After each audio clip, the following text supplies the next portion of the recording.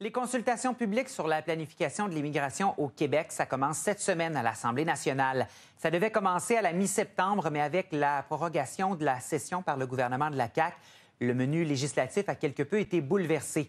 3 scénarios pour l'immigration permanente sont sur la table pour les prochaines années. 25 000, 35 000 ou 45 000 admissions. Des regroupements économiques, des organismes aussi iront présenter des mémoires. C'est le cas au cours des prochaines semaines de la table de concertation des organismes au service des personnes réfugiées et immigrantes. On en discute avec la coordonnatrice Émilie Bouchard. Bonjour. Bon matin. Merci beaucoup d'être avec nous. D'abord, quelles sont vos attentes envers cette consultation là, qui commence cette semaine et qui va s'échelonner sur quelques semaines à l'Assemblée nationale? Oui, bien, nos attentes, c'est que le gouvernement écoute nos recommandations pour les différentes catégories d'immigration. C'est sûr qu'on parle beaucoup d'immigration économique, mais nos attentes, ce serait aussi que le gouvernement nous écoute au niveau de l'immigration humanitaire, l'immigration temporaire, en lien avec l'accès aux services aussi des personnes immigrantes. Donc, c'est sûr aussi qu'ils reconnaissent l'expertise de nos organismes membres. Donc, d'avoir la voix plus communautaire, évidemment, c'est important là, pour les consultations. Notamment pour l'intégration des immigrants dans leur milieu. Effectivement, nos organismes sont là à travers la province du Québec. Ils offrent toutes sortes de services d'intégration, francisation, aide à la recherche d'emploi. Donc, c'est sûr que les organismes sont là en première ligne pour répondre aux besoins des personnes immigrantes à travers les régions. Ils connaissent les réalités terrain. Donc, on espère qu'on va être accompagné de nos organismes lors des consultations et on espère que le gouvernement va écouter qu'est-ce qui se passe vraiment sur le terrain. Dans votre mémoire, vous parlez des discours qui associent l'immigration à une pression sur les services publics. On sait que c'est revenu dans la sphère publique des discussions, notamment. Quelle est votre vision sur la situation? Bien, ce qu'il faut savoir, c'est que les personnes immigrantes travaillent aussi dans les services publics, sont dans les services de santé, sont dans les garderies, les CPE, les services de garde.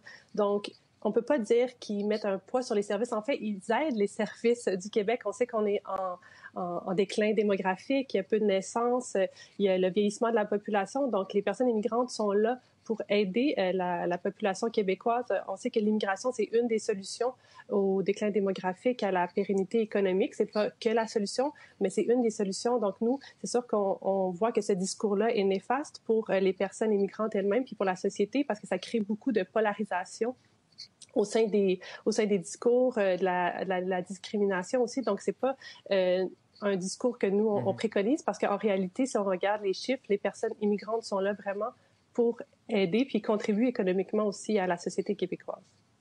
Est-ce que vous en voyez des conséquences sur le terrain de ce discours qui est polarisant, en fait, cette question qui est quand même polarisante actuellement dans la sphère publique? Effectivement, les organismes membres de notre réseau ont au quotidien à faire affaire avec les personnes immigrantes qui se demandent est-ce que je suis légitime d'être ici? On me fait venir, mais là, tout ce que j'entends, est-ce que je suis bienvenue? On me dit que je pouvais travailler, mais finalement, les discours que j'entends par le gouvernement, c'est qu'il veut pas que je reste. Mais mon employeur me dit que moi, il a besoin de moi. Donc, c'est sûr que c'est un discours contradictoire pour les personnes qui sont nouvellement arrivées. Puis pour les personnes qui, ça fait longtemps, qui sont au Québec, se demandent, mais moi, je suis déjà citoyen, je contribue depuis plusieurs années. Pourquoi maintenant on me dit que c'est plus correct ou que j'ai plus ma place ici au Québec, tandis que moi, je me sentais appartenir à la société québécoise. À votre avis, comment faciliter le passage de l'immigration temporaire à l'immigration permanente au Québec? C'est une très bonne question parce qu'effectivement, il y a beaucoup de programmes qui ont été gelés par le gouvernement du Québec récemment, ce qui fait en sorte que ceux qui étaient temporaires, qui veulent accéder à la résidence permanente, ont moins d'options. Donc, c'est sûr que nous, dans notre mémoire, ça a été clair aussi de faciliter avec des voies de passage ceux qui sont déjà au Québec, des travailleurs temporaires, par exemple, ou des étudiants internationaux qui ont déjà un emploi, qui ont déjà étudié, qui maîtrisent déjà le français. Donc, d'avoir des voies de passage à la résidence permanente, ça peut prendre plusieurs formes. Là, ça serait à discuter avec le gouvernement, mais c'est une de nos recommandations de faciliter cet accès-là à la résidence permanente, effectivement.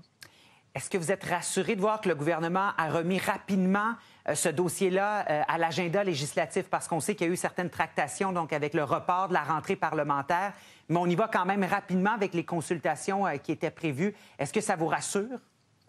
Effectivement, parce que nous, on s'est dit, bon, qu'est-ce qui va se passer? Le gouvernement a jusqu'au 1er novembre pour déposer sa planification annuelle. Donc, on se disait, OK, on a fait tout notre travail de mémoire, on l'a déposé. On disait, est-ce qu'il va prendre le temps de nous écouter? Mais finalement, oui. Donc là, on se prépare pour passer en commission parlementaire avec nos membres, comme je vous disais. Donc, pour nous, c'est une très bonne nouvelle qu'on puisse nous entendre, mais qu'on puisse entendre aussi d'autres réseaux, d'autres regroupements qui ont aussi des choses intéressantes à dire, puis que c'est une consultation démocratique. Oui, différents acteurs de la société, de différents milieux vont évidemment défiler lors de ces consultations. Émilie Bouchard, je rappelle que vous êtes coordonnatrice à la table de concertation des organismes au service des personnes réfugiées et immigrantes. Merci beaucoup d'avoir été là ce matin. Merci à vous. Bonne journée.